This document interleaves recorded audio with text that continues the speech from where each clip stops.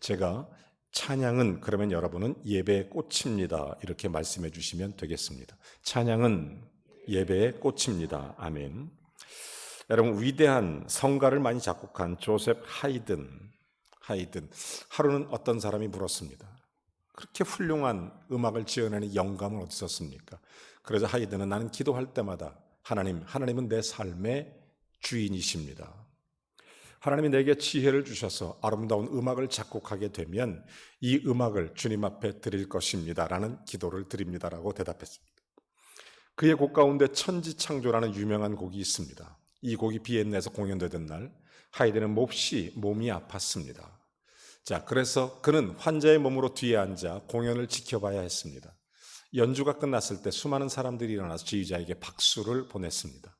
그때 주의자는 뒷좌석 발코니에 앉아있는 하이든을 가리켰습니다. 그리고 저분이 놀랍고 아름다운 음악을 작곡했습니다라고 대답했습니다.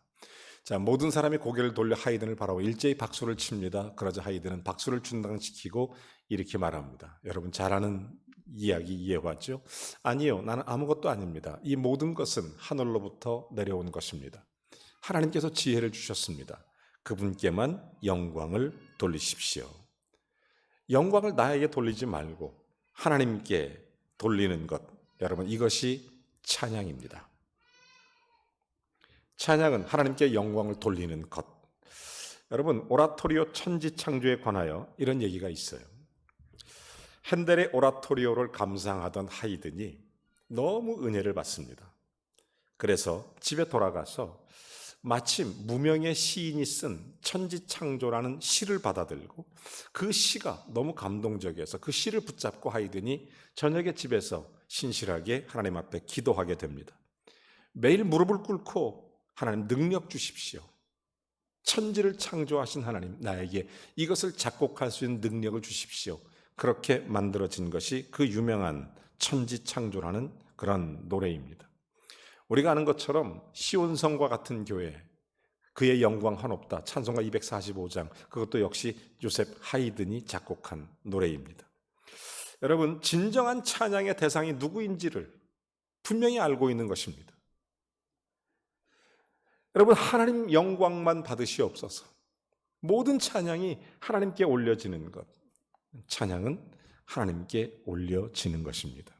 성경은 그래서 우리에게 여러 가지로 말씀하시는데 예수 그리스도께서 하나님의 놀라운 성호를 송축하라. 우리로 하여금 하나님은 끝없이 주의 이름을 송축하라.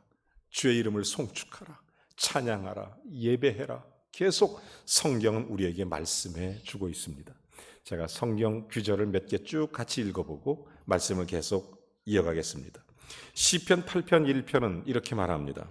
여호와 우리 주여, 주의 이름이 시편 8편 1절, 여호와 우리 주여, 주의 이름이 온 땅에 어찌 그리 아름다운지요.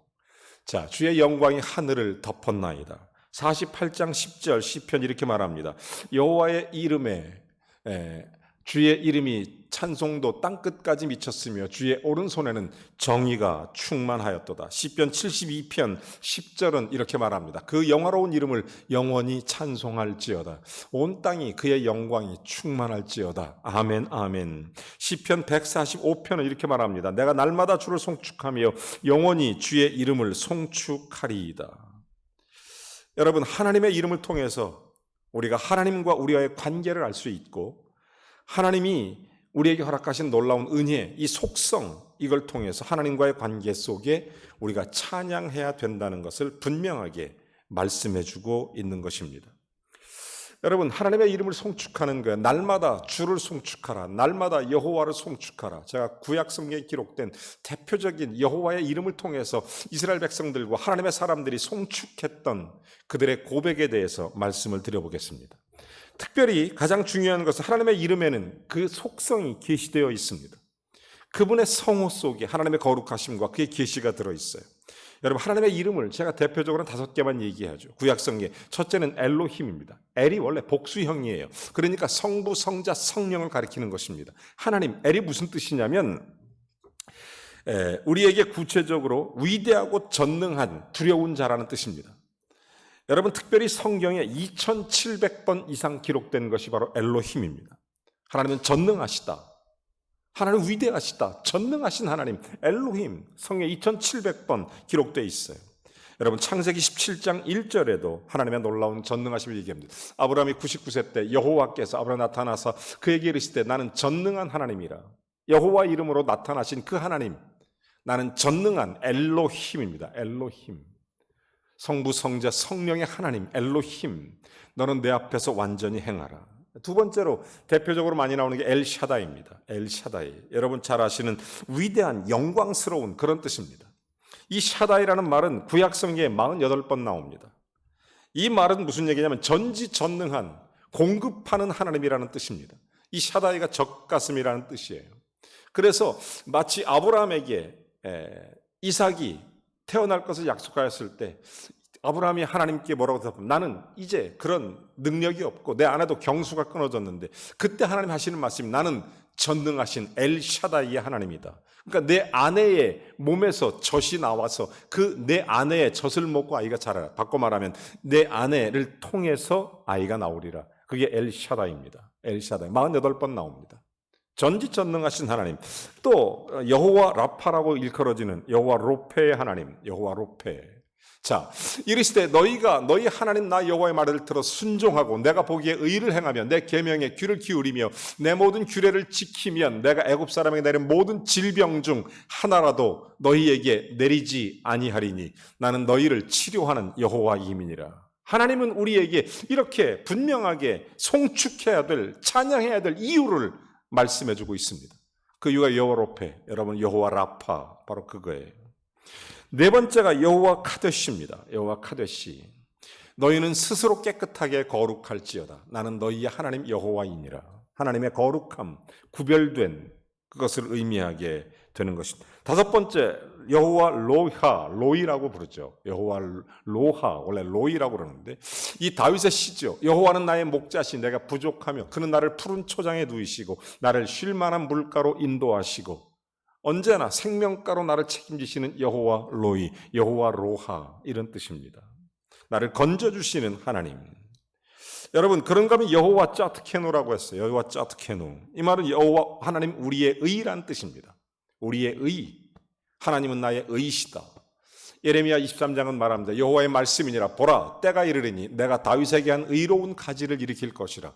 그가 왕이 되어서 지혜롭게 다스릴 것이며 세상에서 정의와 공의를 행할 것이며 그날에 유다는 구원을 받겠고 이스라엘은 평안히 살 것이며 그의 이름은 여호와 우리 공의라 일컬음을 받으리라. 여러분 또한 여호와 삼마라는 말을 성경에 하고 있습니다. 여호와 삼마. 여호와가 거기 계시다. 여호와가 거기 계시다. 에스겔서 성경 전체의 주제는 여호와의 삼마입니다. 여호와 삼마. 여러분 하나님께서 이스라엘 백성들 에스겔이 하나님 앞에 환상을 바라봅니다. 그때 이스라엘이 하나님 앞에 성전의 심판을 받아요. 그러나 이 무너진 성읍을 다시 세우겠다. 성전을 다시 세우겠다. 그게 바로 여호와 삼마입니다. 여러분 우리의 생사호복의 주인은 누구십니까? 하나님이십니다. 우리의 영육간의 삶의 주인은 누굽니까? 하나님이십니다. 이 세상의 통치자는 누구십니까? 전지전능하신 하나님이십니다. 이 땅을 다시 세우실 분은 누구십니까? 하나님이십니다. 저는 솔직히 말해서 이 시대 아브라함 링컨 같은 사람이 그립습니다. 나라가 위태하고 힘들수록 교회여 기도해 주세요라고 부탁할 수 있는 사람. 나라가 위기의 풍전도와 같이 어려울수록 대한민국 교회여 우리 백성들을 위해서 기도해 주시오. 우리 이웃들을 위해 기도해 주시오. 그렇게 부탁하는 지도자가 얼마나 간절히 그리워지는 세대에 살고 있는지 모릅니다. 여러분 영적인 세계에 보면 7세대로 나눌 수 있습니다. 이스라엘의 세대가 그래요. 여러분 최근에 헬라, 로마 그리고 적그리스도의 세대가 오는 거예요. 맨 마지막에. 적그리스도 세대는 3년 반 그리고 후 3년 반 전 후반기에 환란의 때가 다가오는 것입니다. 이게 계시록의 내용이죠.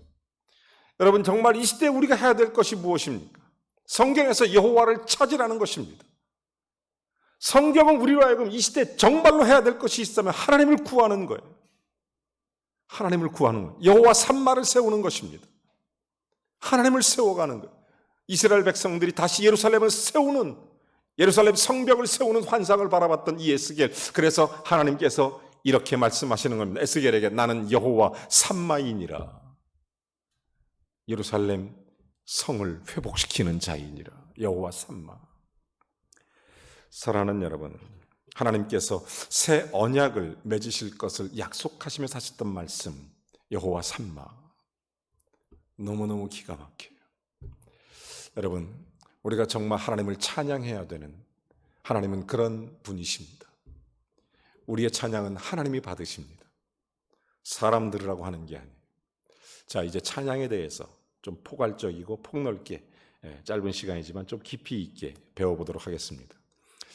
요즘 우리가 찬양하면 많이 오해되는 것 중에 하나가 CCM 혹은 복음성가 혹은 일반 찬송가, 여기에 대한 명확한 정의를 내리지 못해서 언제 CCM을 하고 언제 복음성가를 하고 언제 찬송을 해야 되는지를 구별하지 못하는 이 시대 성도들이 많이 있습니다.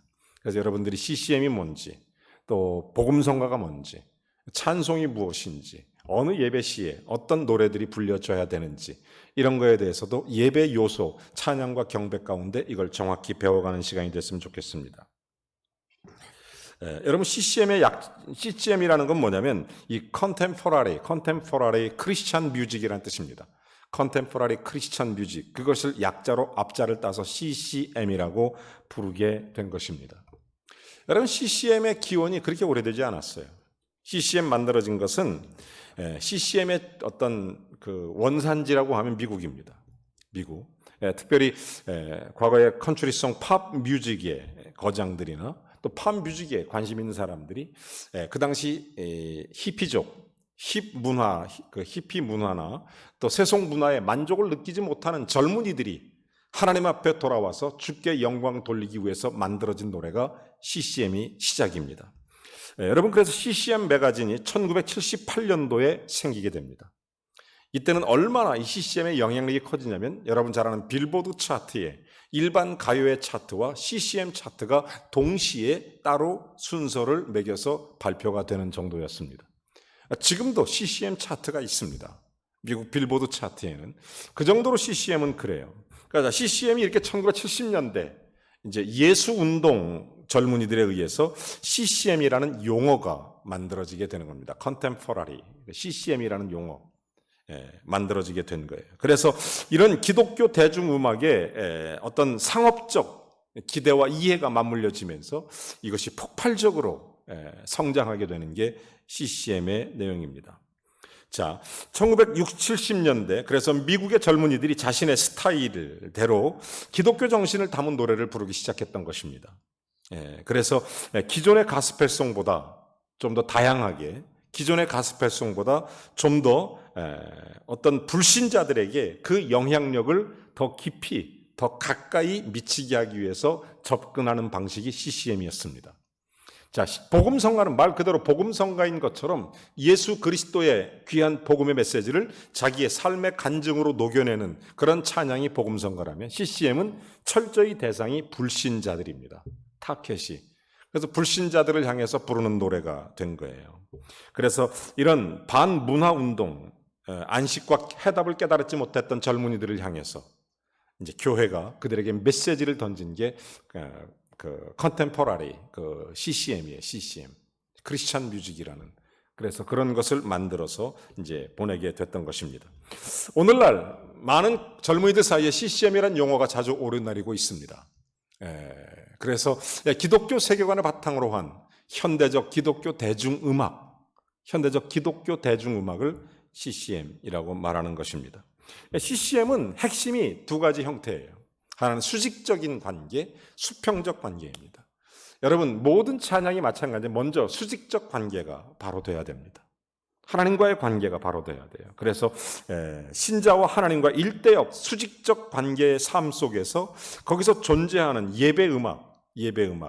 여러분, 하나님과 우리와의 수직적 관계의 음악을 예배음악이라고 그래요. 이해가 되시죠? 아멘? 이해가 되시죠? 하나님과 나와의 수직적 관계의 음악은 예배음악이에요. 휴머리라는 그 찬송가 이런 케이스죠. 수평적 관계가 뭐예요? 하나님 나에게 주신 은혜를 이웃들에게 나눠지는 것. 이웃들에게 간증되는 것, 수평적 음악, 수평적 음악, 이 땅의 피조물의 관계 속에서 만들어지는 음악, 이것을 말하게 되는 것입니다. 즉 복음 전도를 목적으로 불신자들이 이해할 수 있도록, 믿지 않은 사람들이 쉽게 알아들을 수 있도록, 그렇게 보통 사람들의 언어, 보통 사람들의 삶을 소재로 하는 것입니다. 외롭지 않니? 너에게 갈 거야. 우리 주님이. 이런 식이에요. CCM은. 지금 즉각적으로 만들어진 CCM입니다. 여러분, 이렇게 복음적인, 내가 이웃들을 향해서 예수 그리스도의 메시지를 친근하게 그들의 언어로, 그들의 상황 속으로 전달이 되는 수평적 음악입니다. CCM의 목적은 뭐냐면 결국은 십자가 음악을 만드는 것입니다.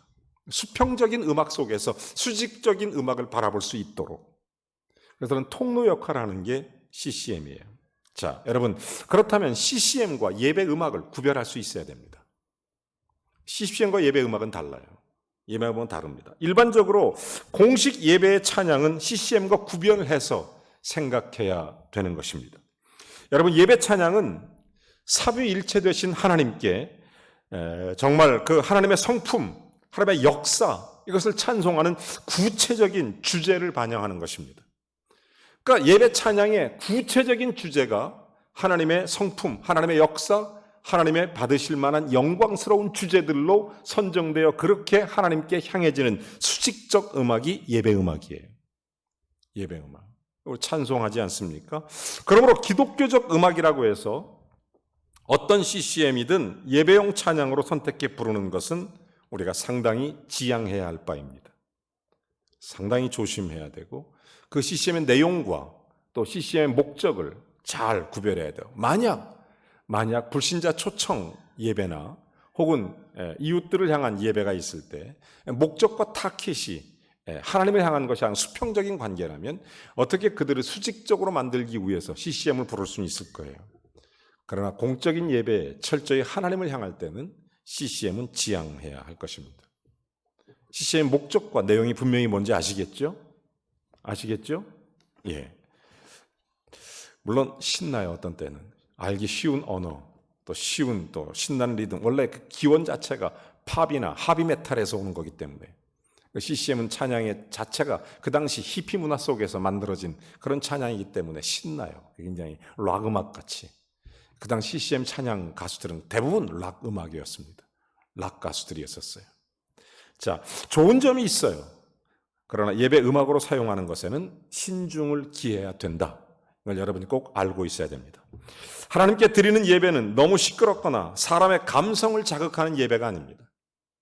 하나님께 올려드리는 찬양은 하나님이 받으시는 예배가 돼야 됩니다.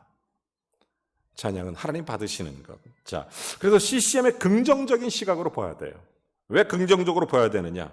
기성 크리스찬 가운데 CCM의 유행과 비슷하다고 그래서 부정적으로 보는 경우가 있습니다. 예를 들어서 아주 옛날에 저희들은 CCM과 복음성을 구별하지 못했어요. 사실은 복음성은 최근에 나오는 거예요. 최근에. 과거 70년대 여러분 많이 불렀던 내게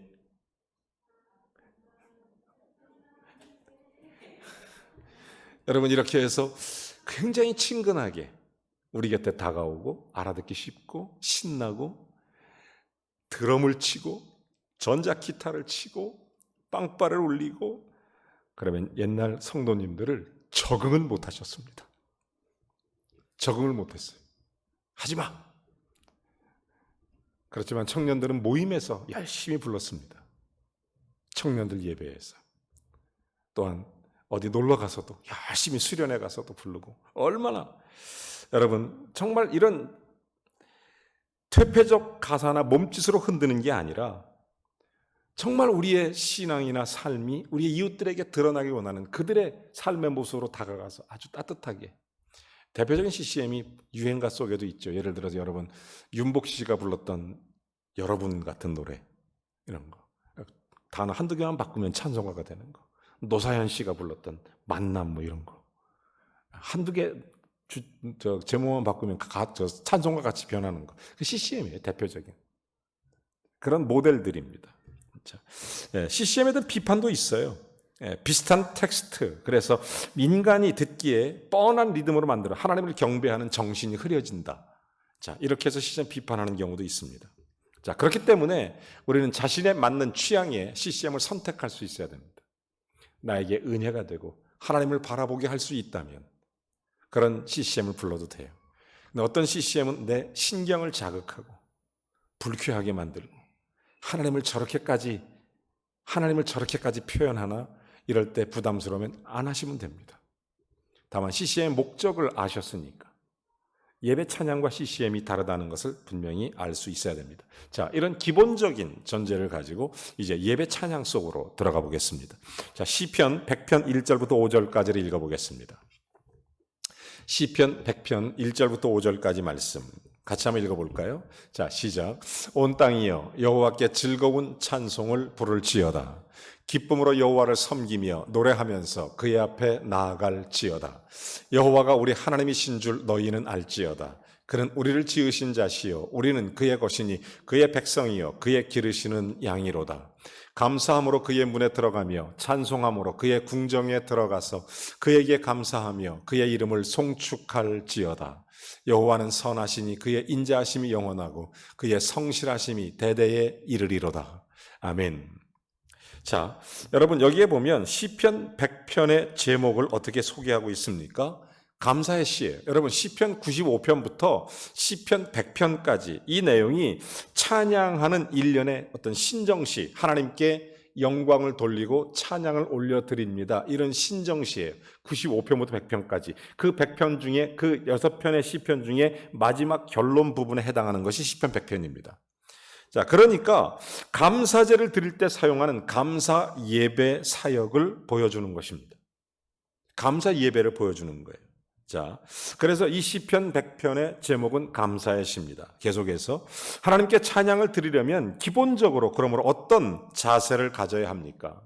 1절과 2절의 내용을 보면 즐거움으로 그리고 기쁨으로 예배하라고 가르치고 있습니다. 여러분 찬양은 기본적인 마음이 있어요.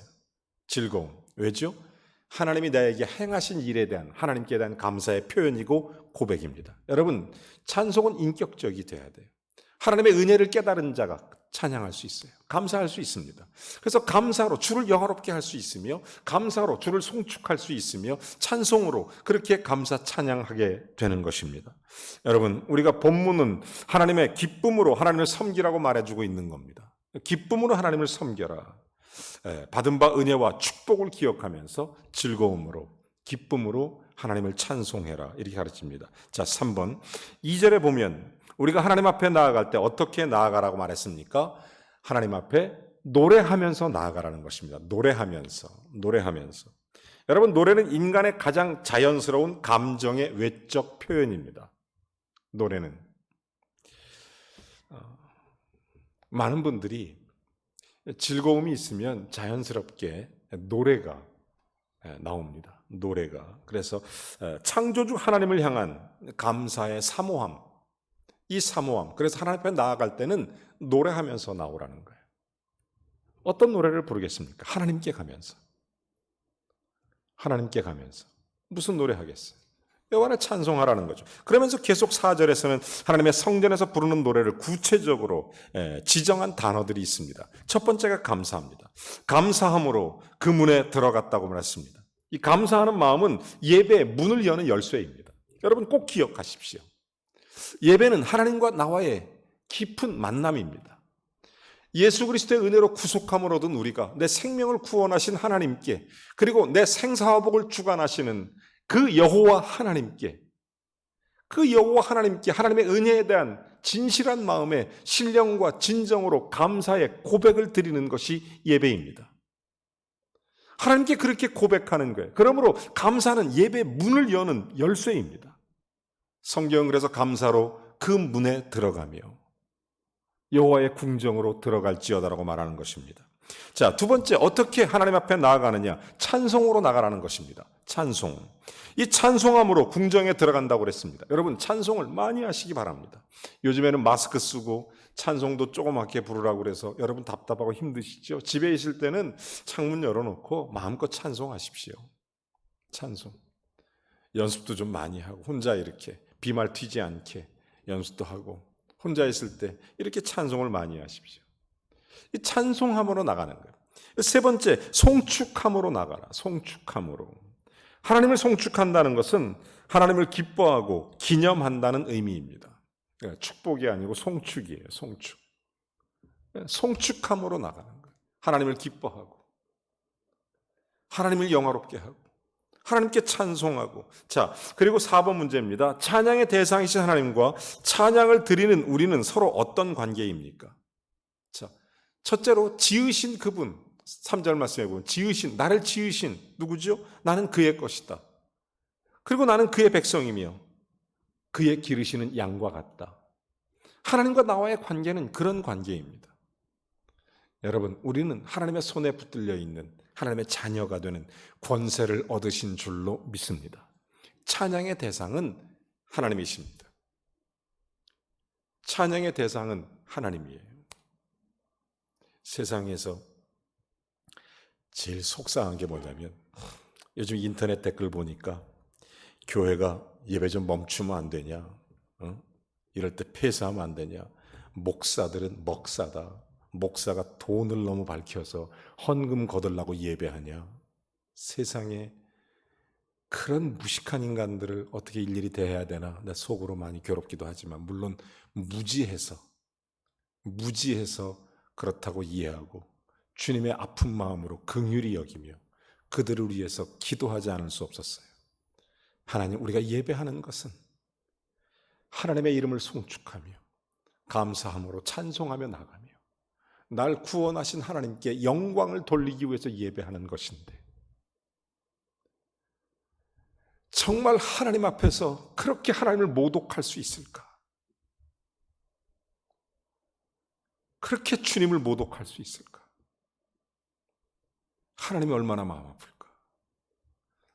여러분, 저와 여러분만이라도 신령과 진정으로 하나님을 기쁘시게 하는 예배자가 되기를 주의 이름으로 축원합니다.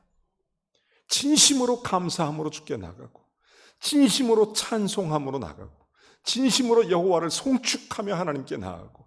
왜냐하면 우리는 그의 것이며 그의 백성이며 그의 기르시는 양이기 때문에, 하나님 우리를 그렇게 사랑하기 때문에 하나님 앞에 그렇게 참된 예배자로 나가는 은혜가 있어야 될 줄로 믿습니다. 다섯 번째 문제. 오늘 시편 기자는 하나님이 어떠한 성품을 찬양하고 있습니까? 5절에 보니까 세 가지를 얘기해요. 선하고 인자하고 성실하심을 찬양하는 거예요. 선하심은 하나님의 악을 미워하신다는 것, 인자하심은 그 사랑을 받을 자격이 없음에도 불구하고 하나님이 우리를 인자로 받아주셨다는 것, 성실하심은 진리, 진실, 확실함으로 하나님의 놀라운 언약의 성실함을 찬양하는 것입니다. 우리가 오늘 시편 100편에 대해서 짧은 시간에 하나님의 왜 이유를 찬양하는 것에 대한 목적을 우리가 분명히 배웠습니다. 자, 그러면 우리가 정말 어떻게 찬양해야 될까요? 이제 하나님 앞에 예배자로서 어떻게 찬양과 경배를 드려야 될까? 그렇다면 여러분, 찬양의 의미를 다시 한번 점검해 봐야 됩니다. 첫 번째, 찬양은 반응입니다. 찬양은 반응이에요. 나를 구원하신 하나님, 나를 만나주신 하나님, 나를 인도하신, 나를 책임지시고 나를 지켜주시고 나를 사랑하시고 나를 붙드시고 내게 역사하시는 그 하나님. 찬양은 반응입니다. 창조주 하나님 앞에 피조물인 우리가 반응하는 것입니다. 하나님 받으시는 거예요. 그러니 잘하고 못하고가 문제가 아니에요. 그 마음 중심이 어떠냐가 제일 중요해요. 내가 하나님을 향하여 부를 수 있다면, 하나님을 향하여 영광을 돌릴 수 있다면 너무너무 기쁘고 감사한 거예요. 그래서 우리가 하나님께 대한 겸손, 순종, 신뢰, 의지의 태도를 가지고 하나님을 찬송하는 찬양은 반응이라는 사실입니다. 여러분, 우리가 찬양의 반응을 잘 살펴보면서 요한계시록 5장 12절 말씀은 이렇게 우리에게 말합니다. 큰 음성으로 이르되 죽임을 당하신 어린 양의 능력과 부와 지혜와 힘과 존귀와 영광과 찬송을 받으시기에 합당하도다 하더라. 신앙생활은 하나님의 인도하심, 그리고 우리 인간 편의 응답이 이루어질 때 이루어지는 것입니다. 하나님께서 우리를 사랑하셨습니다. 우리의 죄를, 우리의 십자가를 치셨습니다. 거기에 우리 인간이 응답하는 거예요. 내 죄를 회개하고 예수 그리스도를 영접하며 하나님의 자녀가 되는 은혜와 권세를 얻게 됩니다. 하나님이 나를 사랑하셨습니다. 나에게 은혜를 베풀어 주십니다. 불꽃 같은 눈으로 살피시고 눈동자처럼 지켜주십니다. 그 일에 대하여 우리가 하나님 앞에 감사함으로 송축하고 찬송하고 감사로 문을 열고 나가는 것입니다. 그게 바로 찬양은 반응이다. 여러분, 하나님과 인격적 만남의 가장 중요한 요소가 찬양이에요. 찬양. 찬양은 예배의 꽃이라고 말하는 거예요. 여러분, 그래서 교회에서 예배할 때 찬양하죠.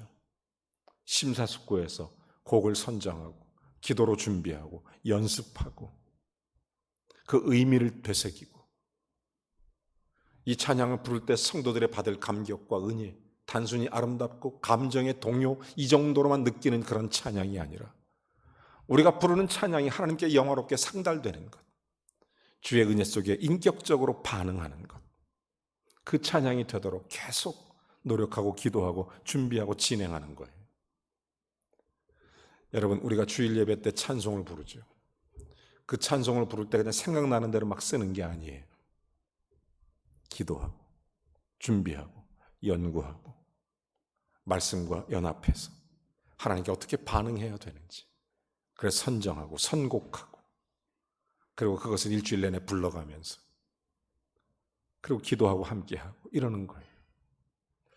여러분, 이게 얼마나 중요한지 몰라요. 찬양도 마찬가지입니다. 우리가 마땅히 하나님의 구원 사역에 반응하는 것, 이게 찬양이에요. 자, 두 번째, 우리가 계속해서 보면 어떻게 해서 우리가 주님 앞에 찬양할 수 있는가? 그것은 찬양은 자랑입니다. 누구를 자랑하는 것입니까? 하나님을 자랑하는 거예요. 찬양은 자랑하는 것입니다. 출애굽기 15장 1절은 이렇게 말합니다.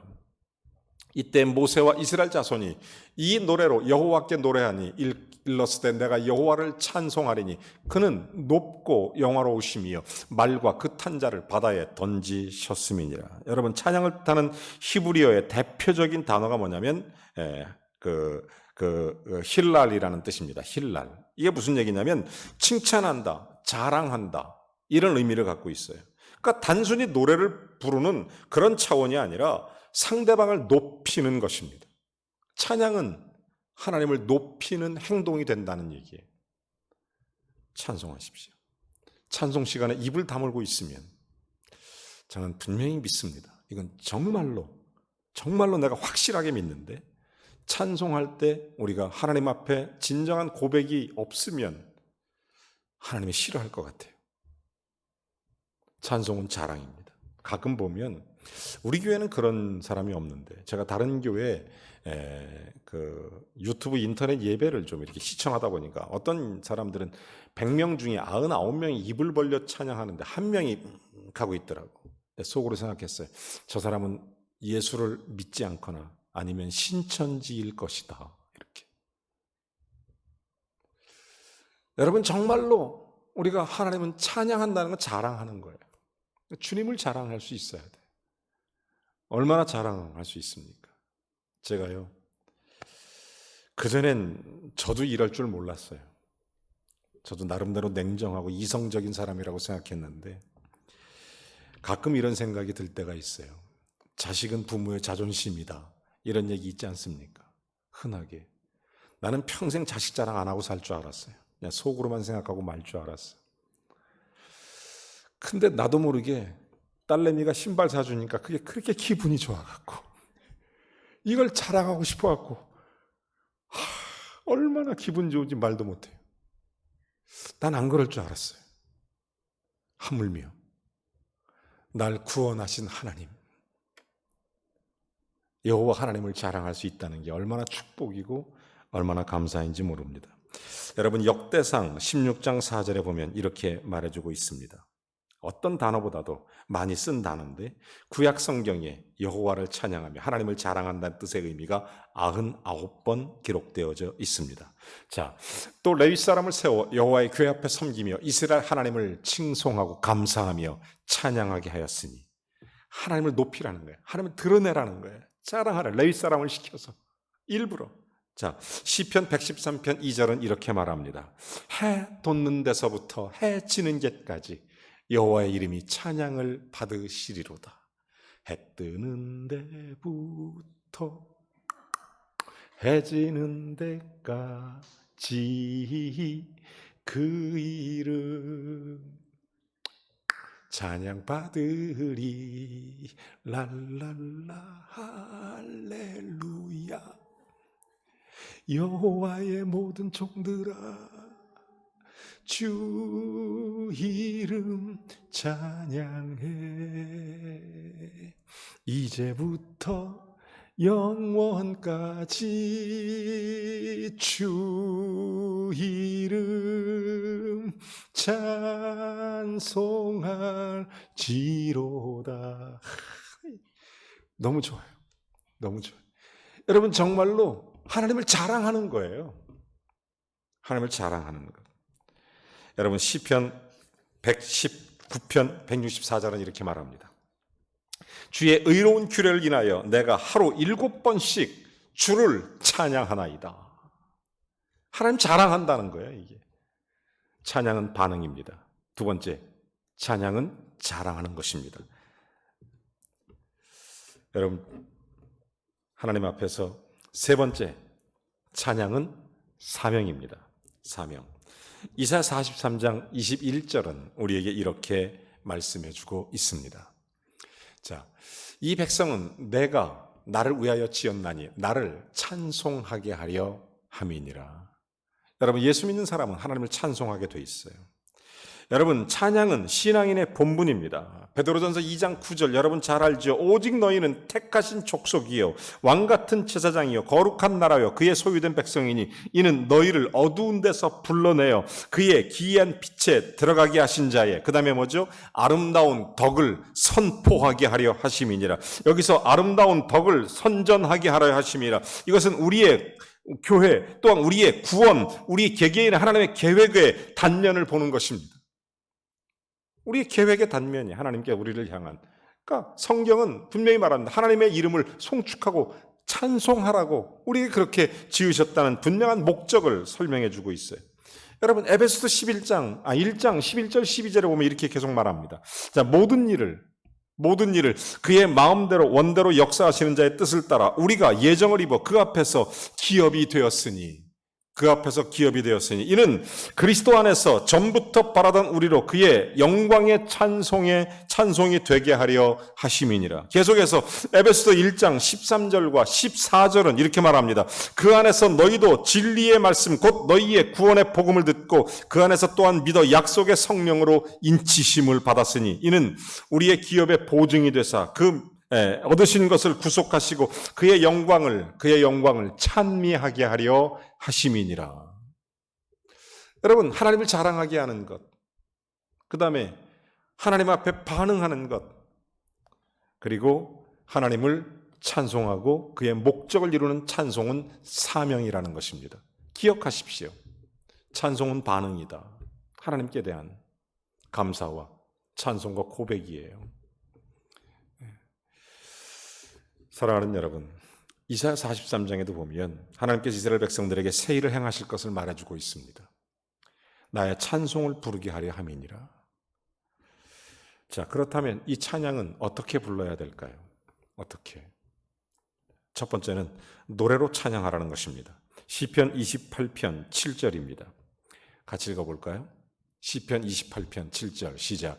여호와는 나의 힘과 나의 방패시니 내 마음이 그를 의지하여 도움을 얻었도다. 그러므로 내 마음이 크게 기뻐하며 내 노래로 그를 찬송하리로다. 여러분 힘, 여기서는 히브리어로 모즈라고 그러는데 군사적 힘을 의미합니다. 여호와는 나의 모든 힘, 방패, 원형의 방패를 얘기하죠.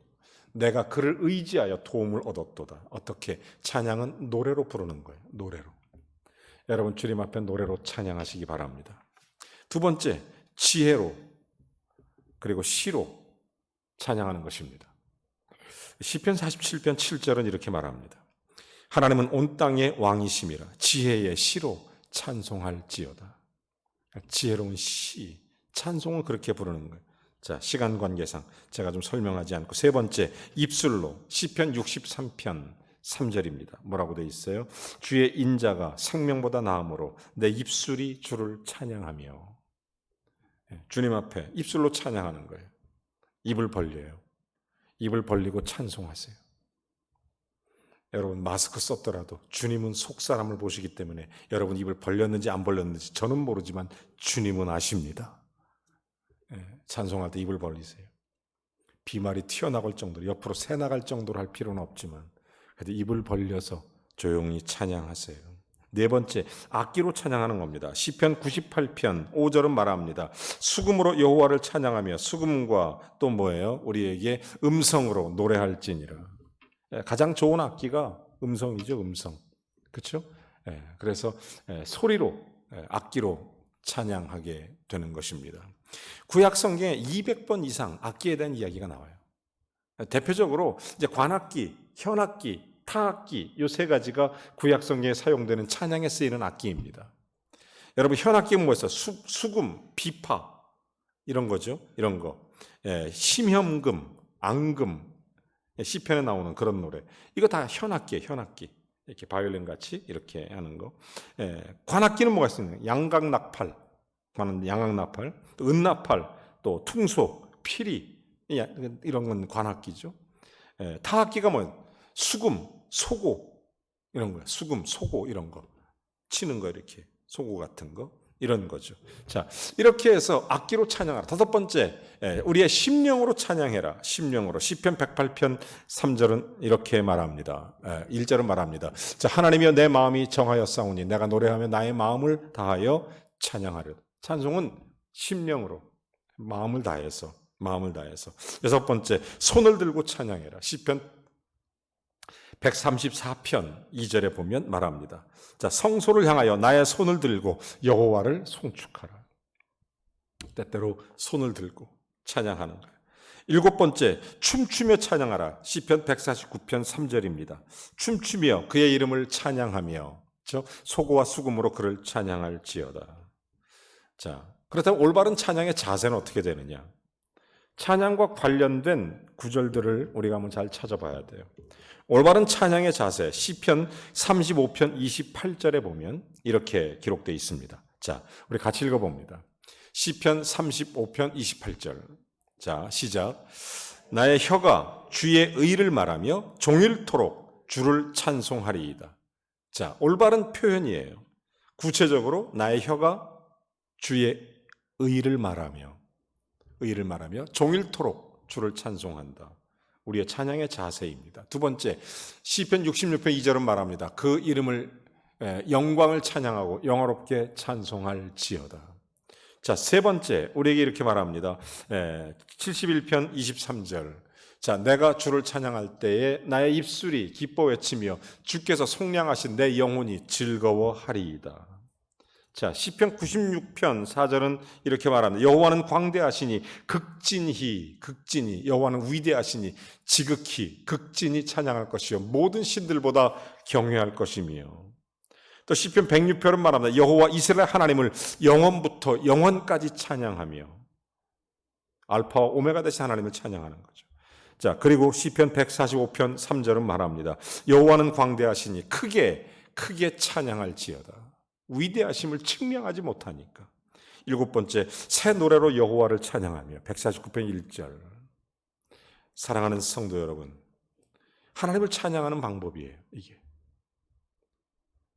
마지막으로 찬양 인도자에 대해서 잠깐 말씀을 나누고 마치겠습니다. 자, 찬양 인도자는 그럼 교회 속에 어떤 위치인가? 잘 알아야 돼요. 오늘 저는 여러분에게 CCM과 복음성가 그리고 찬송의 차이점에 대해서 말씀을 드렸습니다. 예배 음악, 하나님을 경외하는 예배에는 대략적으로 수직적인 관계이기 때문에 찬송가를 사용하고, 혹시 복음성가나 혹은 CCM을 혹시 찬양 가운데 우리의 성도들과 우리의 어떤 복음 전도 대상자들을 우리가 생각하면서 부를 수 있다면 가급적 십자가적인 관점으로 하나님과 이웃을 분명하게 관점을 갖고 찬양을 선택하는 거죠. 자, 그래서 찬양 인도자는 누구보다도 더 많은 기도와 더 많은 수고와 더 많은 노력이 요구가 되는 것입니다. 여러분, 현대 예배에 있어서 찬양이 차지하는 비중은 굉장히 많습니다. 찬양은 예배의 꽃입니다. 허겁지겁 와서 찬양 인도자 자리에 서려고 하면 안 돼요. 준비 없이 서는 것은 바람직하지 않아요.